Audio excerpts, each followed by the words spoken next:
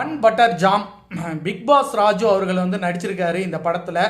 இந்த படம் வந்து பார்த்தீங்க அப்படின்னா எப்படி இருக்குது, என்ன எதிர்பார்ப்பில் போகலாம் அப்படின்னு பார்த்தீங்கன்னா எந்த விதமான எதிர்பார்ப்பும் வச்சுக்காதீங்க. இன்றைக்கி இருக்க 2K கிட்ஸுக்கு இந்த கான்செப்ட் வந்து பிடிக்கிறதுக்கான வாய்ப்புகள் வந்து இருக்குது. ஆனால் எல்லாருக்குமே பிடிக்குமா அப்படின்னா கண்டிப்பாக பிடிக்காது. கொஞ்சம் சலுப்பு தட்டுற மாதிரியான விஷயங்கள் படத்துக்குள்ளே இருக்குது. காமெடி இருக்குது, சென்டிமெண்ட் இருக்குது, எல்லாமே இருக்குது படத்துக்குள்ளே. ஆனால் படம் வந்து பார்த்தீங்க அப்படின்னா எப்படா முடியும், எப்படா நகரும் அப்படிங்கிற மாதிரி கொஞ்சம் ஸ்லோவாக தான் போகுது. ராஜு நல்லா பண்ணியிருக்காரு. படத்தோட கதை ஒன்றுமே இல்லைங்க.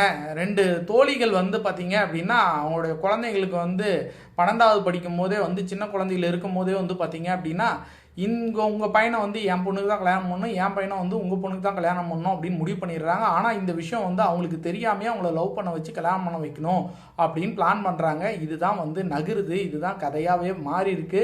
அவங்க பையனுக்கு வந்து எப்படி அந்த பொண்ணை வந்து இவர் லவ் பண்ணுறாரு, இந்த பையனை வந்து அந்த பொண்ணு எப்படி லவ் பண்ணுது அப்படிங்கிறத வந்து ஸ்க்ரீன் ப்ளே பண்ணியிருக்காங்க. கிட்டத்தட்ட வந்து பார்த்தீங்கன்னா கொஞ்சம் இன்ட்ரெஸ்டிங்காக போகுது, கொஞ்சம் டல் அடிக்குது, கொஞ்சம் இன்ட்ரெஸ்டிங்காக போகுது, கொஞ்சம் டல் அடிக்குது, அதுக்கப்புறம் கொஞ்சம் டல்லாகவே போகுது, அதுக்கப்புறம் கொஞ்சம் எந்திரிக்குமா நினச்சா எந்திரிக்கவே இல்லை. கிட்டத்தட்ட பார்த்தீங்கன்னா ஒரு ஆவரேஜ் மூவி அப்படின்னு தான் சொல்லலாம். பன் பட்டர் ஜாம் ராஜுக்கு வந்து பார்த்தீங்க அப்படின்னா ராஜுவோடைய நடிப்பு அப்படின்னு பார்த்தீங்க அப்படின்னா கண்டிப்பாக பாராட்டப்படும் வகையில் தான் இருக்குது.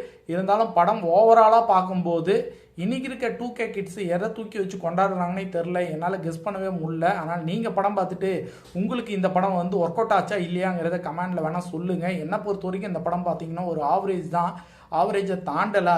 அதை தாண்டி மேலே போகிறதுக்கான உள்ள கண்டென்ட் ஒன்றும் பெருசாகவே இல்லை. அழுத்தமான ஒரு விஷயம் எதுவுமே இல்லை. சும்மா அப்படியே ஏனோ தானோன்னு மூவிங் போயிட்டே இருக்குது.